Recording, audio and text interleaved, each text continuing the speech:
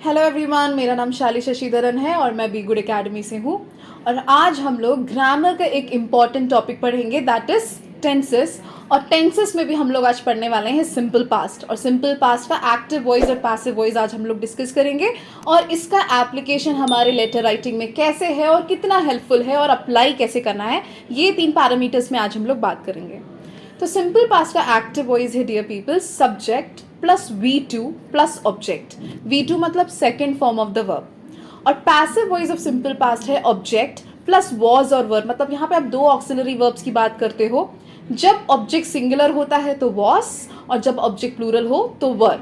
So object plus was और वर plus V3. What is V3? Third form of the verb. So object plus was or were plus V3 plus by plus subject is the passive voice of simple past.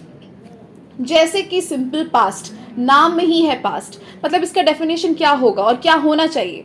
Any action that is completed in the past having no connection with the present. तभी तो नाम में भी past है ना। Past मतलब जिसका present से कुछ भी लेना देना ना हो। So simple past represents all those actions of the past which has no connection with the present. आपके टास्क में दिया हुआ है mister X hyphen 1975 hyphen tonsillectomy. So 1975 में पेशेंट ने टॉन्सिलेक्टमी को अंडरगो किया, मतलब ये कंप्लीटेड एक्शन है जिसका प्रेजेंट से कुछ भी लेना देना नहीं है। तो आप इसे कैसे रिप्रेजेंट करोगे? He underwent tonsillectomy. देखो, subject plus V2 plus object. He क्या है? सब्जेक्ट। अंडरवेंट क्या है? अंडरगो का सेकेंड फॉर्म। तो फर्स्ट फॉर्म क्या है? Undergo. Second form underwent. Third form undergone. हमने क्या यूज करना है? अंडरवेंट। क्यों यूज करना है? क्योंकि ये पास्ट का एक कंप्लीटेड एक्शन है जिसका प्रेजेंट से कोई भी कनेक्शन नहीं है। तो आप कैसे यूज करेंगे? ही अंडरवेंट टॉन्सिलेक्टमी इन 1975। सेम वे अगर दिया हुआ हो 1982 हाइफन सेबेशियस सिस्ट रिमूव्ड। 1982 में पेशेंट का सेबेशियस सिस्ट रिमूव कराया गया। पेशेंट ने खुद से किया क्या remove? No, right? So sebaceous cyst was removed in 1982, right? क्योंकि पेशेंट खुद से रिमूव नहीं कर सकता, पेशेंट पर रिमूव कराया गया है। मतलब आप क्या यूज करेंगे? Passive voice. Sebaceous cyst was removed in 1982। बिल्कुल उसी तरीके से आपका एडमिशन डेट, जो कि डेट ऑफ द लेटर के कंपैरिजन में होता है पास्ट टेंस। पेशेंट खुद से एडमिट नहीं होता है, पेशेंट को एडमिट कराया जाता है। तो अगर एक्टिव वॉइस की बात करें तो स्टेटमेंट होगा the doctor admitted mister x on January 1st 2022। क्या हम ऐसे लिखते हैं? नहीं लिखते हैं। क्यों?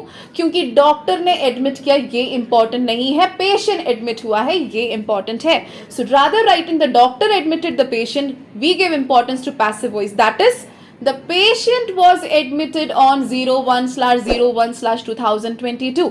ये भी हम सिंपल पास्ट टेंस में यूज करते हैं क्योंकि admission date date of the letter के कंपैरिजन में पास्ट टेंस है और ये कंप्लीटेड एक्शन है। 1985 हाइफन हेपेटाइटिस बी, पेशेंट में डायग्नोज हुआ हेपेटाइटिस बी। ठीक है, ये 1985 में डायग्नोज हुआ था, ये कंडीशन अब नहीं है। He was diagnosed with hepatitis B in 1985, क्योंकि ये कंप्लीटेड एक्शन है।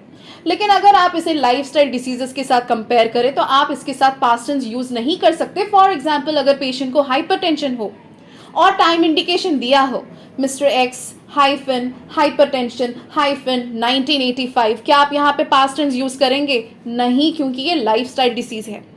तो आपको यहाँ पे क्या यूज करना पड़ेगा? या तो आप यूज करें mister X has been diagnosed with hypertension since 1985, या mister X has been diagnosed with की जगह आप mister X has had hypertension since 1985 use कर सकते हैं। यहाँ पे हम पास्ट टेंस यूज नहीं कर सकते क्योंकि ये लाइफस्टाइल डिसीजेस है, ये कंप्लीटेड एक्शन नहीं है। तो पास्ट टेंस आपको वहीं पे यूज करना है जिसका प्रेजेंट से कोई भी कनेक्शन ना हो।